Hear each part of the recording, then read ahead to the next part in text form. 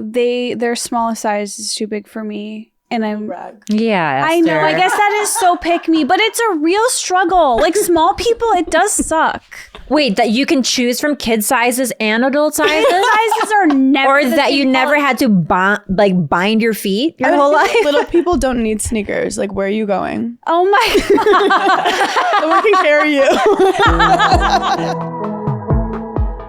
Right now, go to nativedeo.com/Trash Tuesday or use promo code Trash Tuesday or at checkout to get a sweet 20% off your first order. That's nativedeo.com/Trash Tuesday or use promo code Trash Tuesday at checkout for 20% off your first order. You can grow thicker, healthier hair and support our show by going to Nutrafol.com and entering the promo code TRASH to save $15 off your first month subscription. This is their best offer anywhere, and it is only available to U.S. customers for a limited time. Plus free shipping on every order. Get $15 off at Nutrafol.com, spelled Nutrafol.com, promo code TRASH. New York City Slugs. Tickets for my New York shows are finally on sale today at 1 p.m. Eastern. I cannot wait. I'm going to be at Joe's Pub. You can get tickets at EstherOnIce.com. These shows are going to be really, really special and intimate, and I can't wait. By the way, I love New York. I want to live here. I love it so much.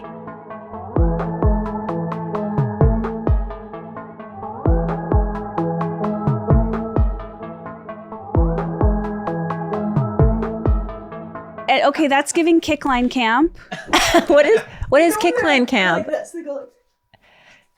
Dude, you think you're joking, but like you're really good. Hannah, that was pretty good. Thank you. And modern dance. And I'm tired for the rest of the pod now. Nobody cares about modern dance, but it is a really, like, you could be in a modern dance company. I just feel like you just have to pick a story in your head, and I make up different stories in my head all the time, and then I just like act it out excessively. And you express literally out of breath. You guys, I walked up La Cienega today. People thought I was an out of shape prostitute. Like, it was okay, now that's a humble brag. True. No, but like I feel like if you're a girl walking in LA, people just think you're a prostitute who like isn't pretty enough for OnlyFans, and I like was gonna faint and no one wanted to pick me up. Also, how I know you're not from LA is because we all ordered La Colombe and you asked for whole milk. He said, what kind of milk? I said, normal milk, and he did not process it. He was like, normal oats, normal macadamia nut. So I am gonna shit myself, but that's part of my thing. I also just got a lymphatic drainage massage. Ooh, I love those. She's glowing. And in the beginning, she started telling me like manifestations. Like she was like, you are beautiful. You are worthy. And I was like, I'm not in New York anymore. In New York, I'd be like, shut the fuck up. I'm just trying to get a massage. I know. Quiet down, you crusty bitch. I'm like, you don't know me, bitch. I'm actually not worthy. I don't know if I'm going to be able, because I'm going to go to New York for the month of March. I don't know if I'm going to be able to handle it. I'm very accustomed to people giving you affirmations when you wake up. Yeah. Esther, but you have a bite to you. Thank you. I think of you as a poisonous dart frog. Oh my God, that's the sweetest thing anyone's ever said. I'm getting nastier. They're deadly. Yes. They're deadly. Are you in your villain era? I think I'm in my like just embrace how fucking dark I really am. Yeah. Like I'm not holding back anymore. I've always loved your sense of humor, and now I realize it's because underneath it all is the saddest shit. But it comes off so bubbly, so it's so confusing, and I'm obsessed with that for you. Wait, okay, so back to us all being former athletes. Oh yeah, sorry. So no. Before my presentation. Because I do have a question. I am, my whole life, I was like, oh my God, you meet people who, when I was dancing, when you were doing your, respective athletic programs. Just chasing balls. People would always come up to me and be like, oh, I used to dance. And I'd be like, is that going to be me one day? That can't be me. That can't be me. I know where this is going. And then now that is me. And I have to struggle with like, not being ashamed to go to a ballet class here and there and feel like a has-been. But now when I get over that and I go, I feel wonderful. And I'm like, oh, it's okay that this is a beautiful hobby for me. Do you guys relate to that at all? 100%. Mm-hmm. But I leaned into my has-been title a long time ago. I just go, I'm a has-been. But it's kind of like it's like a defensive thing to say, I think, because what happens is that when I quit swimming, and like 3 years after that, I would go back to the Rose Bowl and I would do a couple laps, and there was still that part of me that was still really competitive, where like the person lap swimming next to me, I was like, this fucking young person doesn't know who the fuck I am. But then I'm like, wait a second, like as opposed to, I could just admit that I'm a has-been. But when we would be on the wall together, you know, I would make sure that there was conversation and that he knew, like, you know what I mean? Like, that you have ego. I was once there. Yeah. Because think about it, that skill made people respect us in the past. And then you have that identity crisis where you're like, who am I without this thing that made me important? And people loved me more when I would win more, or when I do these cool dance moves. And what I had to realize for myself, because after I quit, I would like cry all the time, because I'd be like, why did you put 20 years into something and none of your dreams even like went through with it? Oh, I just got the chills. No, I literally would be like, what was the reason? Like, hard to be like, why did I literally push myself so fucking hard? And then I realized like what made you special in that sport, in that talent, is you're going to put into so many other things. And like now that makes more sense to me. But like when I was 23, I was kind of empty. And I had to figure it out. But also a lot of people, we are dualities. Like we're so multifaceted, but society tries to put you into like, you're a swimmer. Yeah. And I think especially with women, like we have so many parts of ourselves but people want to like name us as one thing. Yeah. That is a really interesting thing that I think not a lot of non-athletes don't understand, is the identity crisis, because that is your entire being. Like the entire self-awareness of who you are is tied to this thing you do every day, and you do it blindly. You don't ask questions. You just put in the work because you think you're going to make it to the Olympics one day, or make, you know what I mean? Or win Wimbledon, you know, win a Grand Slam, you know, dance at UNLV. Like you just think you believe it so hard. So when it's over, you're like, what now? Who am I outside of this? Am I, you know, like, do I even know how to fucking tie my shoelaces? Like, do I know how to live alone? Like, who am I in relation to this person? It's a total identity crisis. And like, I do find myself when I go to professional ballet classes and I can't pick up certain moves, I like shut down. I'm like, you know what? I am doing so bad at picking up this combination. I just stand at the back of the room and watch, because I'm like, I can't even like fight the fight sometimes. But then other times I'm like, these little bitches, I got better feet than them. My turnout is better. Like there's just so much that comes up, and what I don't want to happen anymore is for me to be so bummed out about it that it keeps me from finding the love in it. Well, that's the thing. Like by the end, sometimes we've lost love, we were burnt out. But like I have the tennis channel on all day, every day. Really? I just watched Breakpoint. Yes. So good. The thing is, tennis it's a mental mess. They say the court is 6 inches from ear to ear, or if you have a small head. Do you have something to say? Oh no, he looked really interested. Oh no, I just like that show on Netflix. I thought you were going to say I had a small head. I was like, unless you're him, unless you're Esther and her tiny little feet. But I realized that like with tennis, I'll jump in and I'll play with people. And in the past, you have all these voices in your head. You don't have a voice as an athlete or a dancer. It's what are your coaches saying? What are your parents saying? You numb your voice. And then once you quit, you're just left with this like weak inner voice that my only job was how high. So then you have to literally find who that voice is. Whoa. That is a really good point. That was really Sorry, I've done like a beautiful. lot of therapy. I can tell. And also, I love hearing you say that you watch tennis all the time, because there are certain series that have come out over the past few years that are about dance. And I'm like I can't watch them. I'm the same way. Yeah. I can't watch swimming, but I'll watch tennis all day. I also don't miss a Grand Slam. Like I mean, it's also watch. chic, iconic. We should go to the Palm Spring Oh my tournament. God. I'm so pissed that I've never been to a single one. It is so fun. And to see it, I mean, tennis is also, I'm obsessed with tennis. And I'm also swimming and dance. They're all kind of like there's team, but there's not. It's an individual With sport. tennis, you can't call timeout when you're feeling bad. You can't pass the ball. You can't get coached. It's literally you out there figuring it out. And same with swimming. You can't be like, wait, can we restart? Or like dance. You have to figure it out. And I think we all were kind of these like solo performers that found a different way to express ourselves. Yeah. But we should go to Palm Springs. Okay. I didn't realize the prize money was so big. for these big tournaments it is, but with tennis the problem is if you're not in the top 150 in the world, you're making no money. It's like really hard to break into them.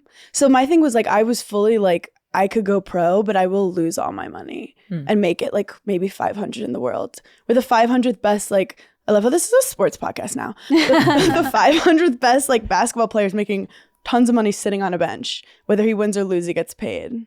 That's my kind of career. I've been lucky though, where I've been able to parlay my ability to swim into other things. So now I'm fully into free diving and spearfishing. Ooh. So I've been, and that's where I've found the love for water. See, that's again. something I'd pretend to like if a guy was hot. I'm like, I love spearfishing.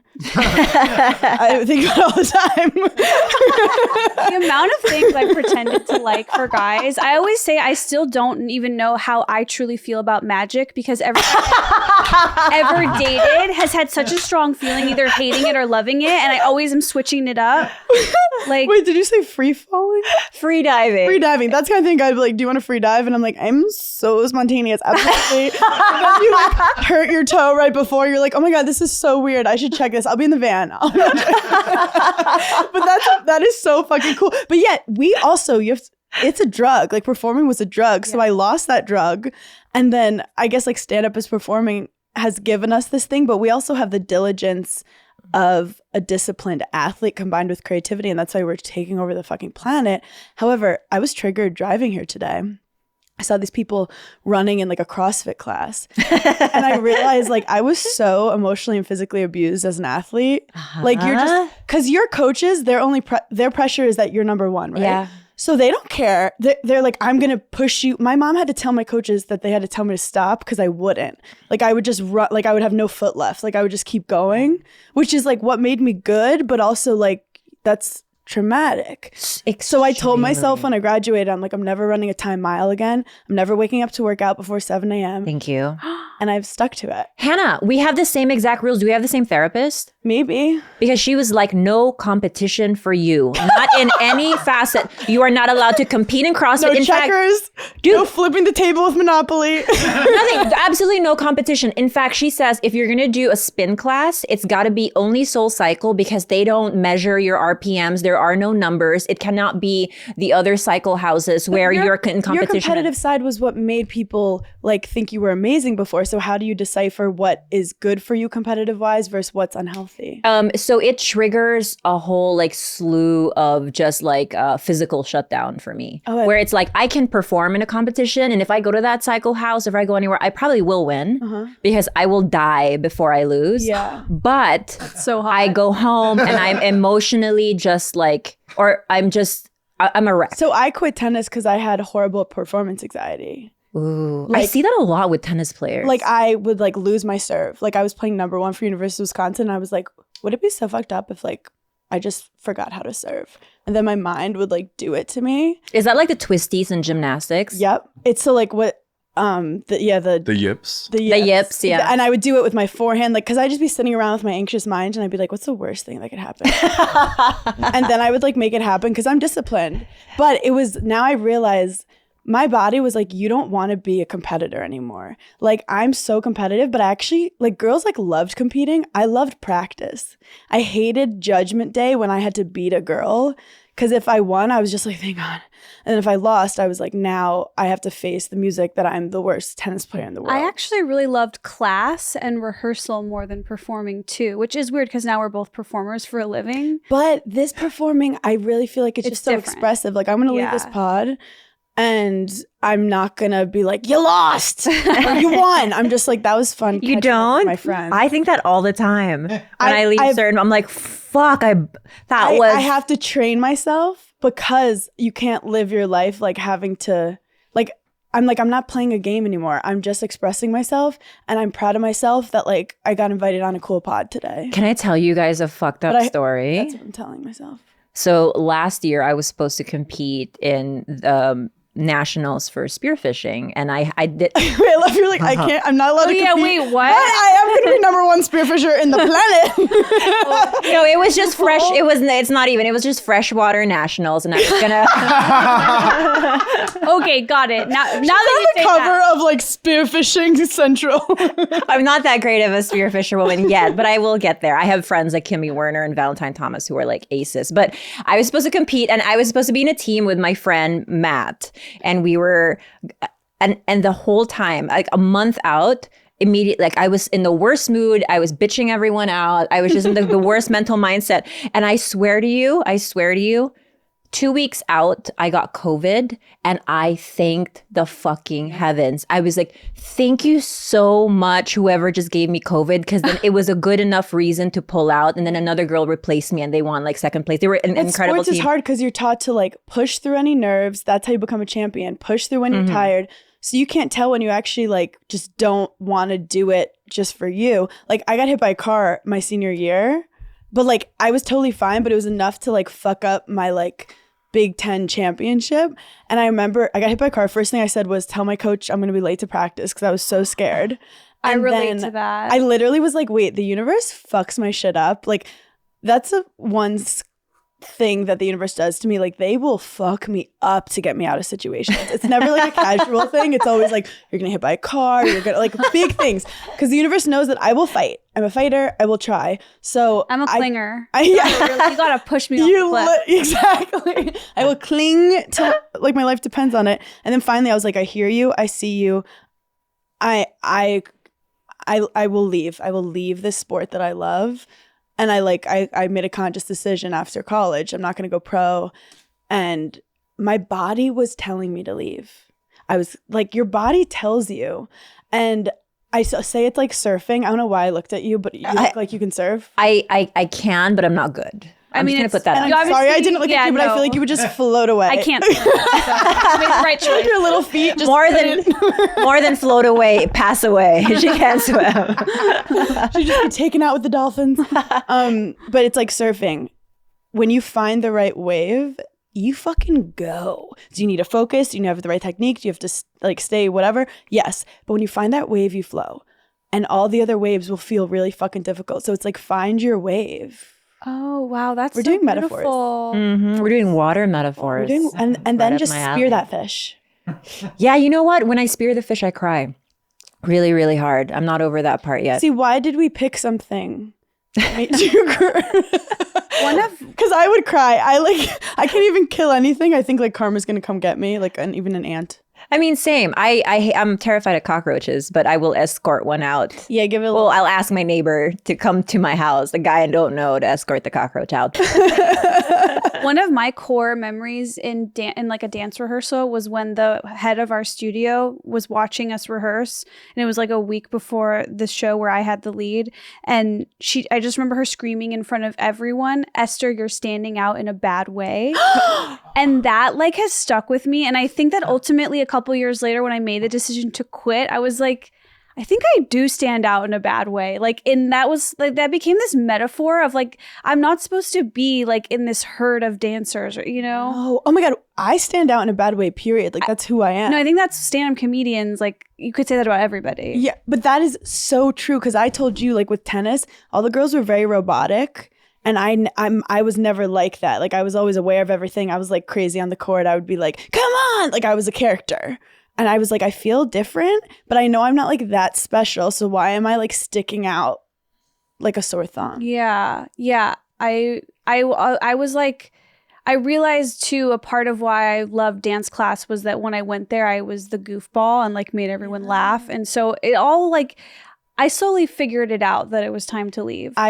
My like one skill, I would get nervous all the time with playing, but the one thing I always could do was make my doubles partner laugh when she was in a bad mood. Like I would double fall. I'd do everything wrong, but she'd play bad when she got angry. So like my job was to just keep her happy, and I could do it in my sleep. I knew exactly what to say, but never I thought I could monetize that stupid skill. Actually, I used to cry when I first tried working out after college, after tennis, because I'd go to the gym and I'd just be reminded, like, I used to work out to become a champion. Why am I here? I'm a loser. my body would shut down, and I'd cry, and I'd be on the treadmill for like 7 minutes, and I'd give up. Like I've had coaches like throw water at me, smack me in the head, like just keep running and we'll tell you when to stop. Like doing planks on a tennis court that's like, it starts melting the bottom of your elbows, like fucked up shit. But that was just like being a champion. Yeah. I was just telling. It got dark, I'm sorry. No. I was at the gym this morning and I was telling my trainer, like, he was like, Kalila, like, you know, I cannot tell when you're at your limit because it's like I think Dr. Drew calls it like poor second order representation. So it's almost like I dissociate through pain. So if it's the last couple reps and I'm really like pushing it, I'm like flat. There's like no emotions out of me. But I realized where that's from. When I was 12, this was like the Philippine National Games. And I was expected, because I was like I held the record in a certain event and a 200-meter breaststroke. And then I lost. And everyone was like, she wasn't supposed to lose that race. My sister was in the race with me. I lost the race. Is so young. And I will send you guys just like newspaper clippings of me. Like everyone took a picture of me crying in like 4 different ways from this angle. I was 12 years old. And then on the caption on it was, Kalila fails to hold back tears after her loss in. Why are these people so invested in a 12-year-old career? I'm a 12-year-old. You're literally learning what your reality is. That is fucked. That is like a form of public humiliation. It is. And then but then my trainer said something funny. He was like, well, you kind of went through like a weird like public humiliation last year, you know, with the whole breakup with Bobby. And he was like, do you think that like a part of you is just kind of like going through that same thing of like, can't cry, can't do this, can't do. I'm like, what I do is like, because I went through public humiliation recently too. And I just, I get depressed, but then I just like become a workaholic. Like I just put my mind towards, because all we know is like to just keep working. But I'm working on feeling my feelings. I don't really know what that means. Like I to this day don't know what that means, but I'm like, I'm upset. I've been upset. What do you want me to feel? So, but thank you for sharing that, because like that stuff sticks with you. Like hearing one person say like, I'm disappointed in you, like that stuff shakes you to your core. Yeah, but to have that be so public, like, I don't know, that keeps happening in our culture, and it's going to keep happening probably. And I don't know, it's cool because I know that happened to you in a way, and you like became a superstar stand-up comedian out of it. And so I do think that like that, wouldn't you say that humiliation at 12 like made you a fucking fighter for the rest of your life? Yeah, no, it made me fight. And that's the one thing that you said earlier that really like I can really relate to is like, it does not matter how down in the dumps or in the fucking pits of hell I am. Mm-hmm. Like I'm fighting like tooth and nail to get out of there. My favorite quotes. This is such a sports podcast. I'm obsessed with us right now. We are ESPN. Okay, look, there's no secret that I like candy. And I'm not afraid, I'm not ashamed to say that. And I do believe that is why Native was manifested into my life, or how I manifested them to make this candy shop collection. You guys, Native products are thoughtfully formulated. They keep us feeling and smelling deliciously fresh all day long. And you know Native for their aluminum-free deodorant. Native keeps their ingredients list bare naked with ingredients you understand, like coconut oil, shea butter, and baking soda. Native deodorant checks a lot of boxes for us: 72-hour odor protection, naturally derived ingredients, smooth residue-free application. They also offer a variety of scents and new limited edition scents being released all the time, which is obviously my favorite thing about them. And when you use Native, you will smell amazing all day long thanks to their long-lasting scents. There's woodsy, there's spicy, sweet, clean, fresh, okay? You've got lots of options, but do not miss the limited edition Candy Shop collection.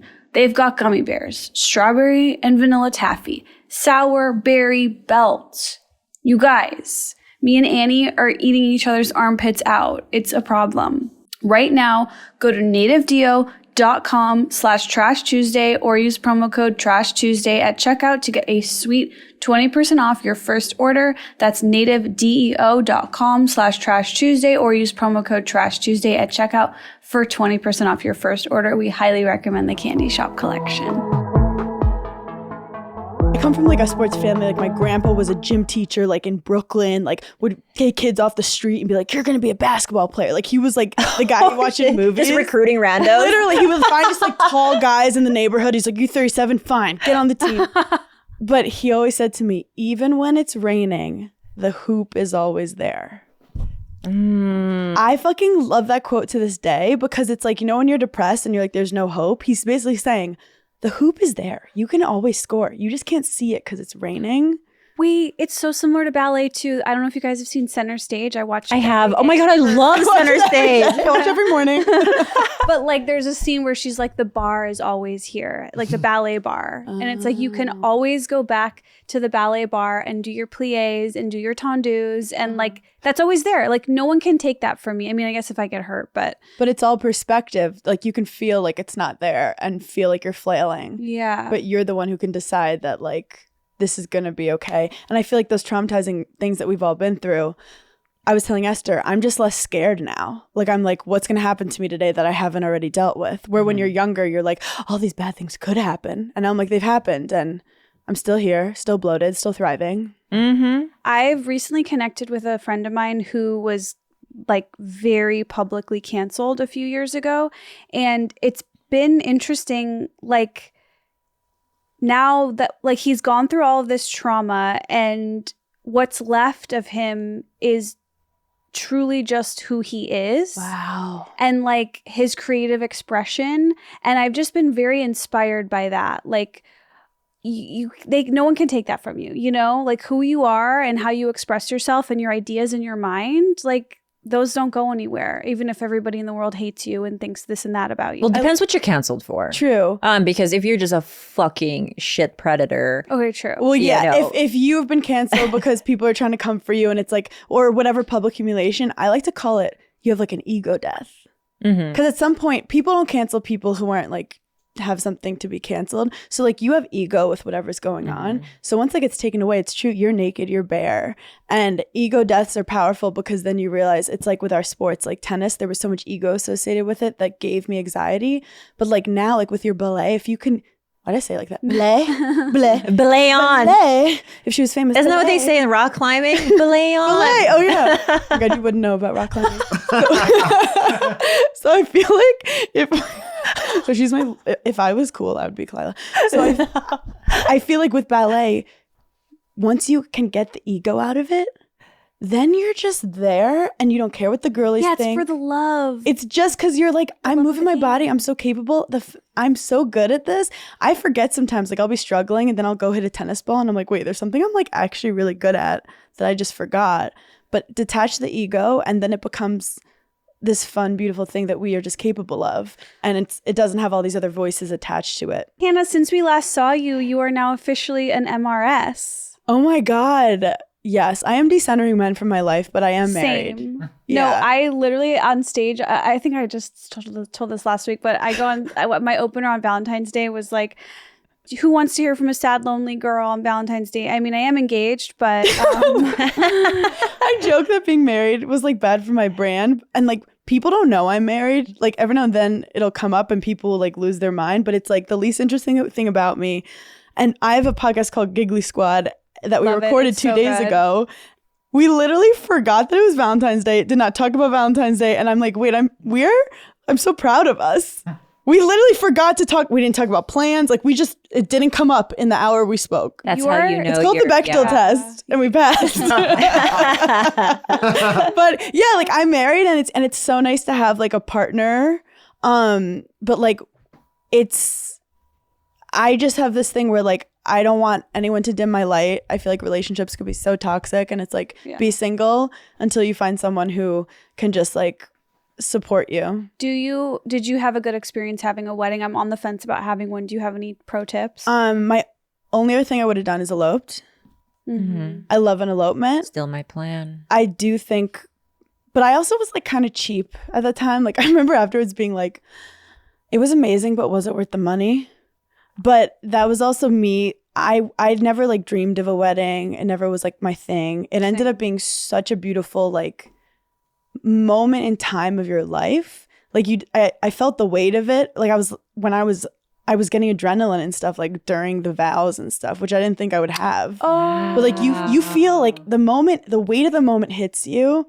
I just like the critic in me. There were all these little microaggressions that would happen against women throughout it, like about like, well, lose 3 pounds to fit into this wedding dress, and like, how are we gonna have your dad give you off to him, like little things that I just was like, I'm not engaging in this.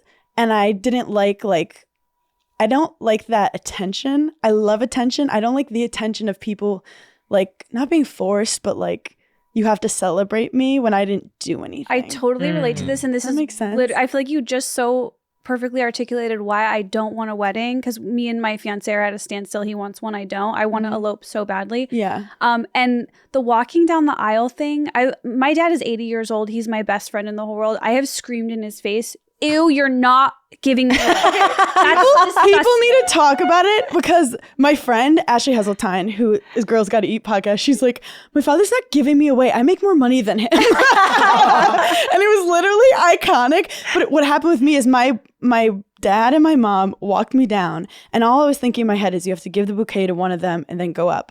I give the bouquet to my mom, and then I just walked up. Like I forgot to like kiss my dad, or I just forgot, and I wasn't going to. Then my dad and I, the father-daughter dance, we're like best friends. 30 seconds in, we were like, we can't. We literally quit. Like my dad, we were like this, we were laughing. I think he kind of like shoved me like a joke, and then I was like, I'm not playing this game with you. I'm not doing a father-daddy dance with my dad, who I literally cringe. just like, all we do is shit on each other all the time. It actually, my people were like, oh, they're done. Like 20 seconds in, we just stopped. We were like, come on, guys. There were a lot of awkward parts, but I would argue to like make him happy too, because it is whatever his day. I mean, it's not really, but Your dad or your husband? Your husband, your future husband. I would do a small thing that has whatever you feel will be nice, and I changed a lot of things to make it less traditional and comfortable for me. Okay.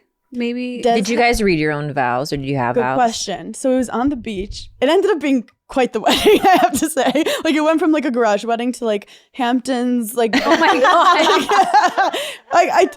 But I had a wedding planner who I just like trusted. Like I gave her all my inspo, and then the day of the wedding I saw what it looked like. Like I like that. I was not involved at all. I trusted she was gonna be better than me at it. It's like with like designing your home. I know this thing I want. I don't know how to do it. Yes. She crushed it. So I was surprised.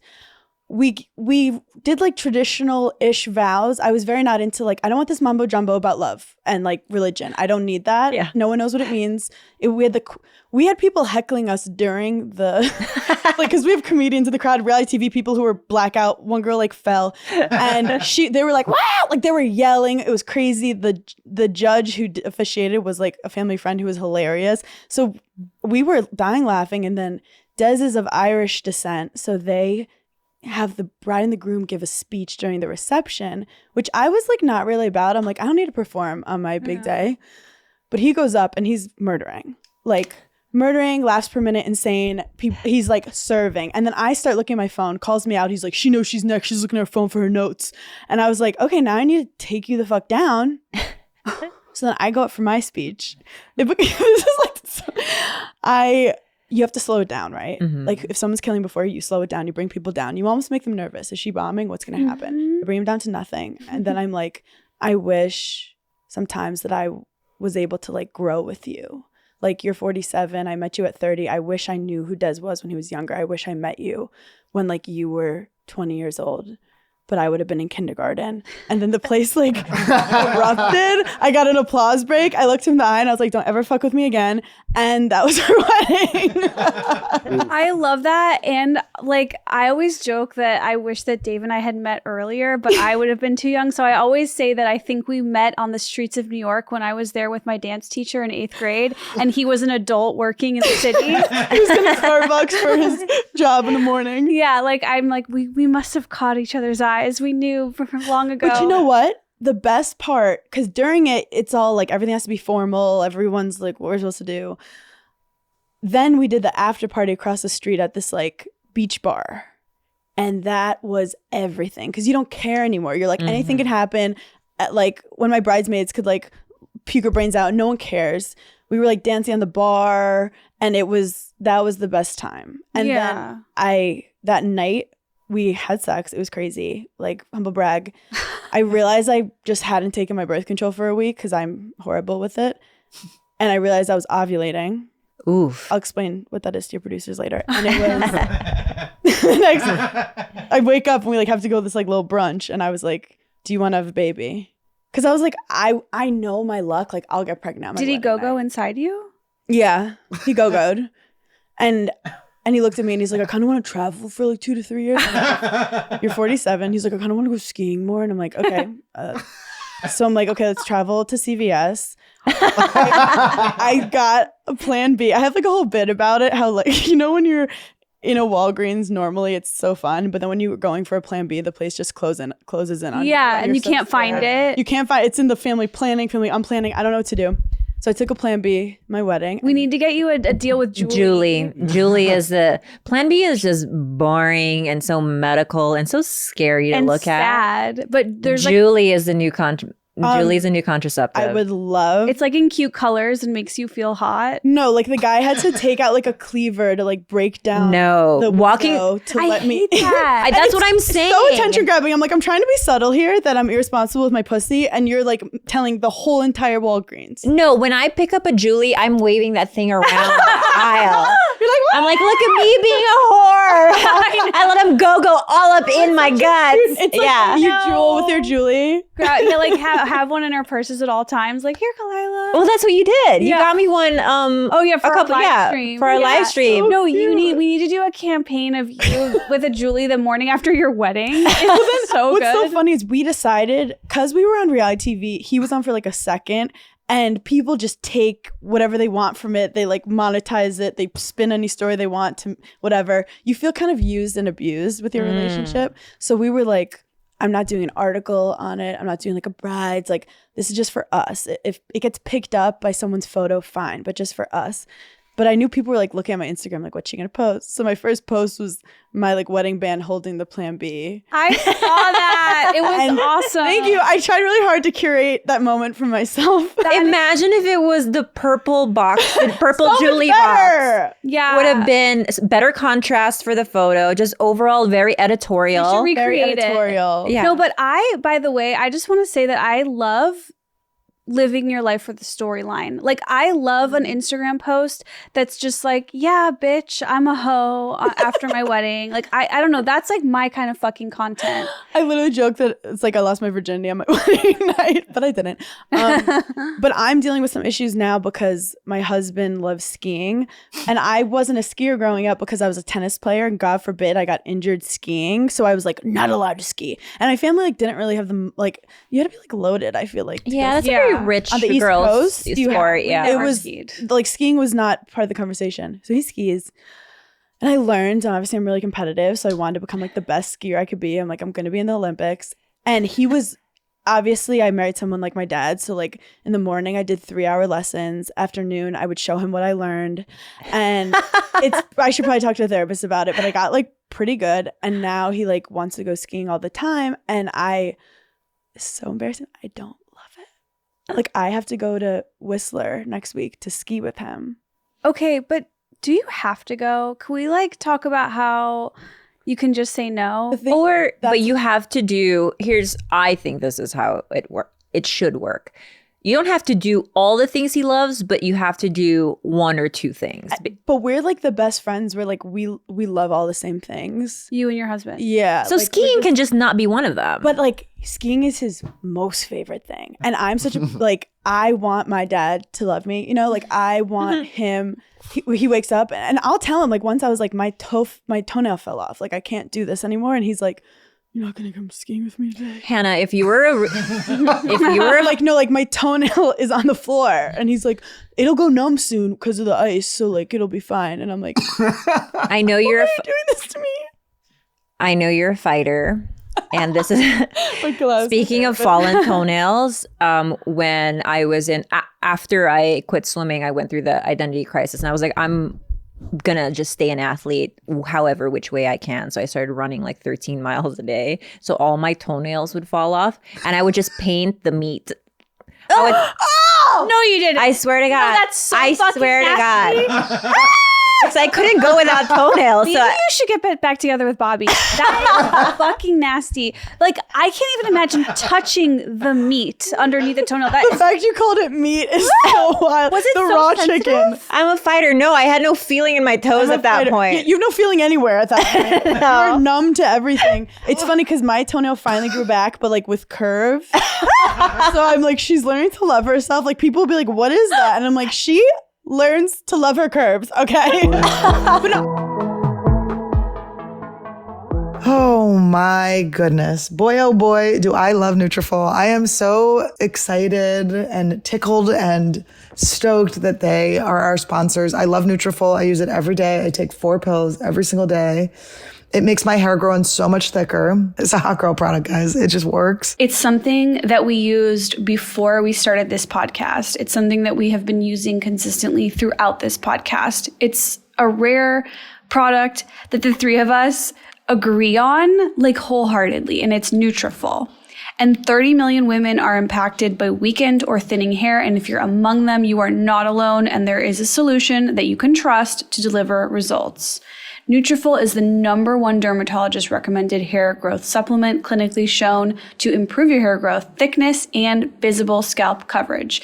Now, dermatologists may recommend it, that's fine and good, but when the Trash Tuesday queens, yeah, I'll call us queens, when we recommend it, I think that should mean a little more than a doctor. I don't know about you, but Kalila has shown me photos of results of before and after. That's what got me hooked on it. And in a clinical study, 86% of women reported improved hair growth after 6 months.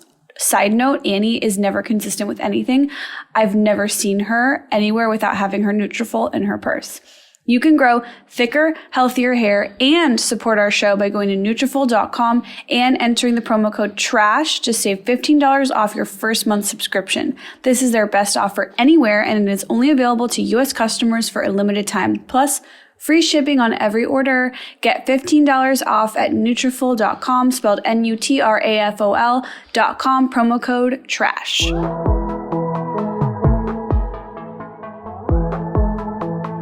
Just like disappear when you're older. I mean, we talked to my Nana still got it.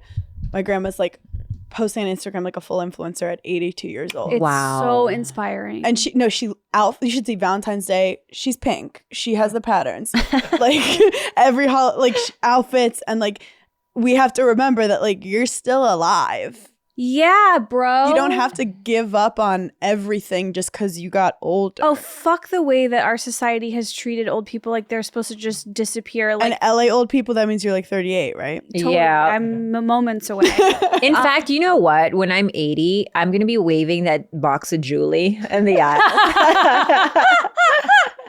Still impregnable. Old women are so fucking like, they know everything. They're so confident. They're so, I don't know. I like aspire to be, I told you, Barbara Corcoran is like I love Barbara Corcoran. She's like, I look up to her. There's this thing that she says like over and over again is like she always believes in people that are a little broken.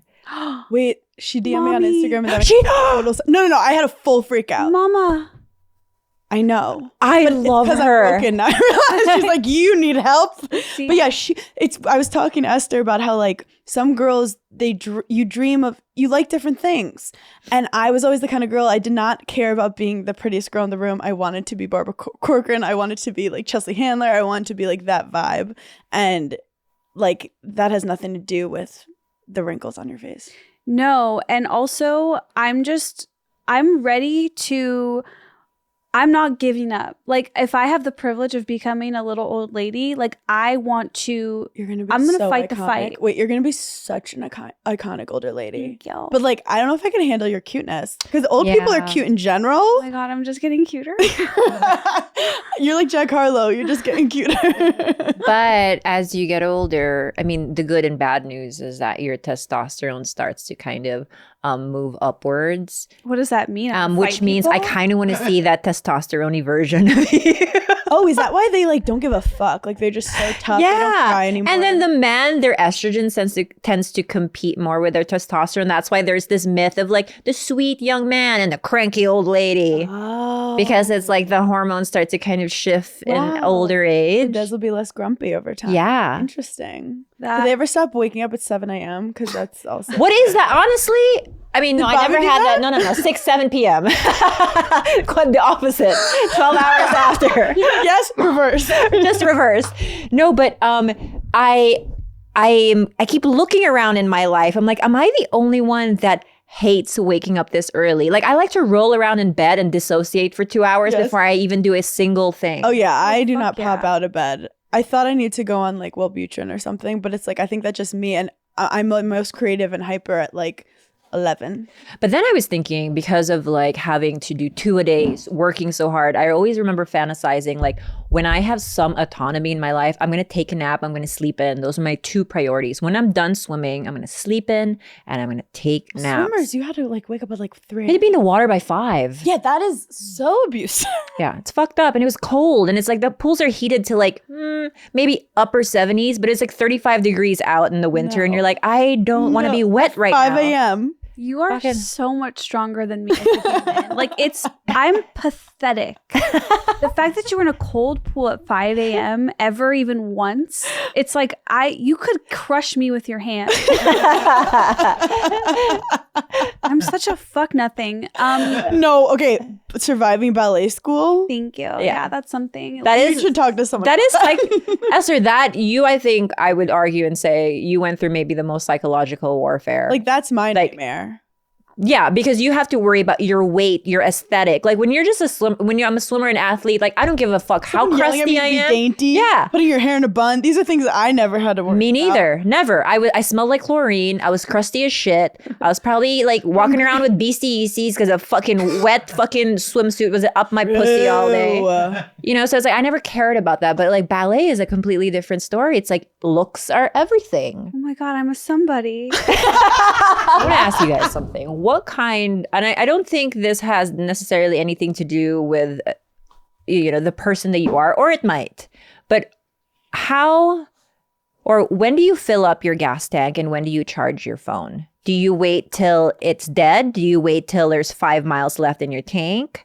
What do you do? Or do you run on empty? Do you live on the edge? Oh my God, you're totally catching me in my most shameful, like literally for the last 15 years of my adult life living in LA, like when I moved here, when my dad walked me down out to the driveway and I was on the drive to Los Angeles when I was 21 or something. Yeah. He said, always fill your gas tank when it's half full. And I've never done it once. I always wait. It sounds like Des talking to me. Just don't listen. I always wait till it's on E. And every time it's on E, I feel like fucking shit. And I'm like, oh my God, I'm a mess. I'm a loser. And my worst fear is to be driving and the car run out of gas. That has not happened. But are you seeking the thrill? Well, that's what I'm saying. No. I realize at this point in my life, I like the drama. No. I think so. I think I do too. It makes you feel alive. I don't like it. I swear. And I've even been in situations where it's like 3 a.m. and I'm in like a weird area and I have to get gas. And I'm like, if I get killed, this is my fault. It's a good story to tell. Also, I would examine that and maybe get on board with me and Hannah. I'm telling you, there is something there that I'm not admitting to where I'm like, am I just lazy? Am I just putting this off till the end? But I need a little bit of like feeling like, oh, this could go bad before I do anything.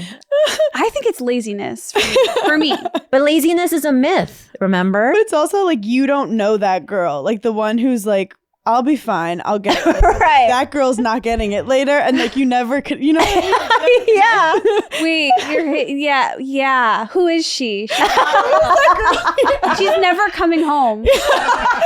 Jesus is never coming back. That girl is never. And you feel so like betrayed by her. Like when you're on empty, you're like, you were there. Like who was that Hannah that decided to fuck me now? She doesn't care about me. She doesn't love me. But then you'll be her the next day and be like, she's fine. Anyway, I have too many voices in my head.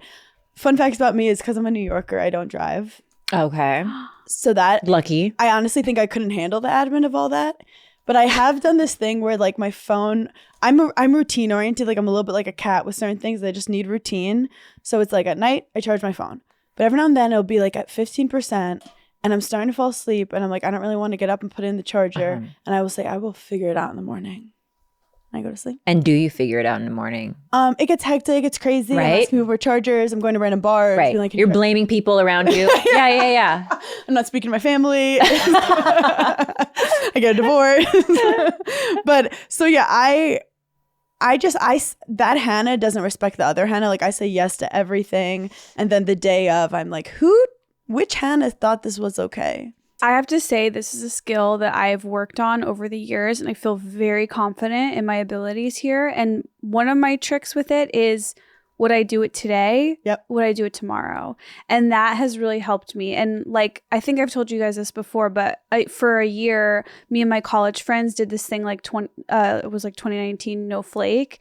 And so if we flaked on anything, we had to do a punishment for the other person. That's a cult.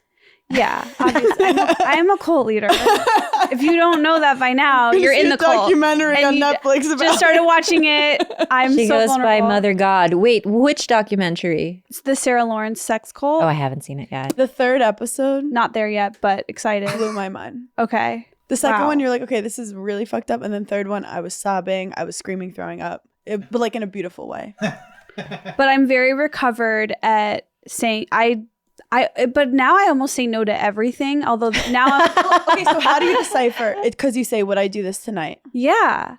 And also it's like when you go a year where if you flake on something, you have to do a punishment. Yeah. You get it in your system. You're like, I'm not saying yes if might not go. But so how did you get over the like, I'm letting this person down feeling?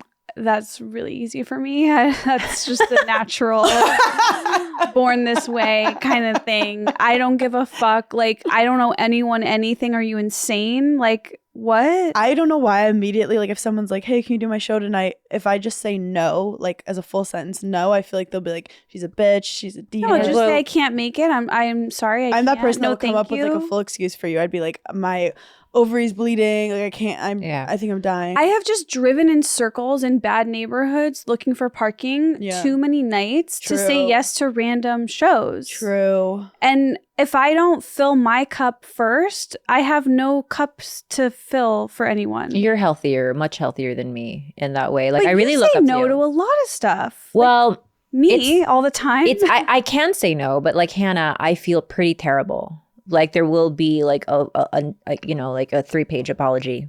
Yeah. But it's also because we're trained to like be able to do anything and not care about our own feelings. So I'm not that in touch with it. Like I'm like, I'd rather them be happy with me. Like that feels better. Right. I'm gonna be miserable that day. Everyone is coach. Everyone is coach. Like that's how I treat it. It's like if I what can I do so that you like me better in this moment or you respect me more in this moment. It's never just like I can get it from myself.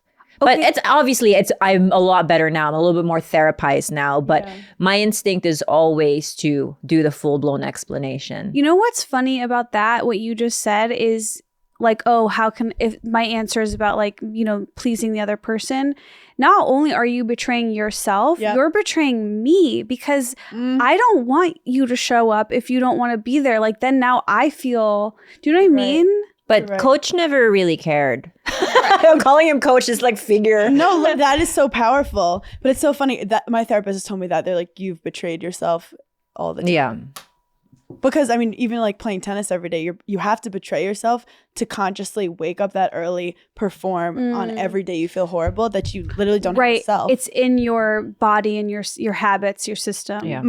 I do think some friends like really love the plans and the hanging out more than others, and like whole friendships will be ruined by like someone canceling on things. Like some people are like high maintenance like that, which like I respect. They find each other. My best friends and I, our thing is flaking. So Same. like, she literally like, first of all, it's abusive, and this is a strong word. That was a strong word. It's not abusive, but it's like a lot for you to. I'm chilling. You asked me to do something I didn't ask to do, and then I have to feel bad to say no. So like everything we do, I go, you can totally cancel. I don't even want to do it. Do you want to do this tonight? Okay, so that's how my friendship structure works too, where it's like because they understand that there's probably like deep codependency happening. So it's like we have a full safe policy of canceling, and everyone just accepts it, even if it's last minute. Like, oh, like, And you don't ask those people to do things that are like important. Right. But like I have a friend that I will never ask to do something that's like very important, but I love her to death. Yeah. But like she's canceled on me so many times, and I've always been okay with it because it's like part of our friendship. Yeah. I think that's healthy. But like a phone call, she's always there for me. But to physically ask her to be somewhere is a lot. can I okay, so this is totally unrelated, but do you know that the current sitting president of the Philippines, one of the reasons he won was because he won basic social media. He won TikTok. He basically had a whole team generate all of these false things about him. I mean, that's the whole world. Like Right. things But about one of the craziest things that people really fell for was that he discovered Michael Jordan. props for just thinking of that as a lie. That's like my father invented toaster strudel level iconic lie. Oh my So he's God. like George Santos of TikTok. Yeah, basically that because he's a Marcos, and a Marcos in the Philippines was like basically like a fucking, put martial law in the royal? Philippines, no dictator, bad history. bad, okay. But then their son is now the sitting president, and one of the stories out there was that he visited, I don't know, it was like, where's Michael Jordan from? North Carolina? Yeah, this is the propaganda right here. Okay, there we go. So here, I'll read it to you guys. On December 24th, 1969, the Marcos family was in Wilmington, North Carolina to celebrate the holidays. President Ferdinand Marcos was walking in a park and he saw a skinny child begging for food. No. He gave him a whole box of Nutribun and said, "Bring this with you, child. Someday you will grow up to be someone important." The kid grew up to be Michael Okay, Jordan. that's not even Discovery. He wasn't playing basketball. Oh, that's You right. getting a kid food. Also, that seems like that is so fucked up. But I have family members who believe this because I'm like, why did you vote for this guy? And they were like, he discovered Michael North Carolina Jordan. from the Philippines. Like, of all the vacation, you're not going all the way across the world to go to Wilmington. Oh, God. That is a beautiful lie. I have uncles who will fight me on this. That is the most fucked yeah. up thing I've ever heard. Also, I wouldn't remember the name of a kid that I gave food to. And I've never remembered any person I've given food to. No, yeah, I'm just like, what can I think of? Yeah. Esther, we should come up with something. This is like me thinking I met Dave in 2002 in middle school in New York City. Like, I just believe it. Or like, I'm like, because I also believe that I remember the day I was born. Like, and that's obviously a lie, but I believe it. So, Well, that's kind of like the cult thing. yeah. Where cult leaders will tell you facts about your life based off, like, give me a little truth and I'll tell you what actually happened. If I tell you it enough, you believe it's a real memory, and then all your memories are fucked up, and then you believe your family poisoned you. Yeah. This has happened to me before. Believe it or not, several times. In fact, Dave watched the Sarah Lawrence thing and he was like, you would fall for this. He's like, you're so lucky you weren't there. You would have been all about this. Because we're athletes, I do believe we'll fall for any cult. Yeah, Because like possibly. we're like, if someone's like, I see greatness in you, I'm sold. Like, I'm literally done. These people my literally be like, do you want to God. be a better person? And you just follow my rules and then you'll take over the world. I'd be like, absolutely. And next thing you know, I'm like murdering people. Because I was also very praise deprived that praise is my kink. but now I just like, I don't necessarily require it, but when I do hear it, I could come. Mm-hmm. You know, so you're right. I praise see kink, greatness too. in you. That's how Like it my all hair starts. just stood up. Because also these women in these cults and men are a lot of really smart, successful type A people. It's like why narcissists come for people like you. Because when they love bomb you, you're like, finally, someone fucking realized in 3 days that I'm perfect. Finally. Because he sees me for me. And I'm actually fucking great. I have confidence. And then they suck it all out. Oh God, I'm so susceptible to that. But I feel that I am the perfect mix of exactly perfect to be recruited into a cult and also exactly ready to be a cult leader. Like I'm both of those things. I also think you could be the mole in there that could dismantle the whole thing. Yeah, that's I think Sweet. You see that's what greatness I in me? was. I do. No, I really believe that too, because the fact that you could be the leader, but you don't just want to be the leader, makes me feel like you'd start a rebellion. Okay. Oh, that's a hotter role, I think. 2023 plans for me. Find a I don't know. cult. In the apocalypse, I'll find you. Yeah. Guide me. I'll be a good. You can be the second iteration of Mother God. Okay. She's the Love Has Won cult leader, right? Okay. She died from Look at how she's sitting now. She's sitting differently. Powerful. She carries herself differently. Actually, us together, I feel like you can be the leader. We will be the muscle. Yeah. Like, we will be your bodyguards, and you can convince us to do any crazy shit, and we'll do it. We're just your oxen, really. Yeah. This is what I've always wanted. We'll carry you around. Your Use feet our will, athletic prowess. This is who I am. your feet will never have to touch the ground ever again. We hold Full circle. Let me sit there and you're just petting your little dog, Kalila! Over here. And you give us praise sometimes, but then you take it away. Oh, that's so. Honestly, that's so mean. I can't do it. Like I have had that happen to me that I'm like, I won't do that to anyone. I'll just like, no, I can't. You tell Kalila she's standing out, but not in the good way. Oh Not my in a God, good way. Hannah, Or this has been so much fun. Wait, Esther, too much. If we start to kind of enjoy ourselves or talk, Oh yeah, too much, not too much. yeah. No, without No more giggling. this has been so much fucking fun. Oh my God, I love you guys. This was You so belong fun. here. Oh my God, literally every time I'm in LA, I'll just sit on the rug. Just and have your flight land right outside here. Walk off the flight. but it's so funny because this is like the only pod that I've like really fangirled for. When the three of you were all together, I just was like, oh, those are my people. And when I first went on it, I was like nervous. I was like so excited. And then I think I said the name wrong. That's how you know I was like really nervous to be there. I was like, I love this pod. Tuesday Trashes. I am a But huge thank fan you. of Giggly Squad and of Burning in Hell. Thank you. Love your Which stuff. Esther was on. Yes. Really great. Kalila, I'm like would love to have you on eventually. Of course. And I just had you on my solo podcast. My pleasure. You killed it. We had so much fun. This has been wonderful. Anything else? People can come see your stand up on the road. Oh, yeah. You're the queen of TikTok. Oh my God, I'm a full TikToker now. That's all I care about in life. I have an addiction. Same. But I'm going to be in New York City and Boston and Richmond and Miami coming up. So HannahBurner.com, check it out. We love that. And you guys, thank you so much for being here with us. We will see you next week with a brand new episode. Until then, my feet are the boss of you. Bye, guys. Bye.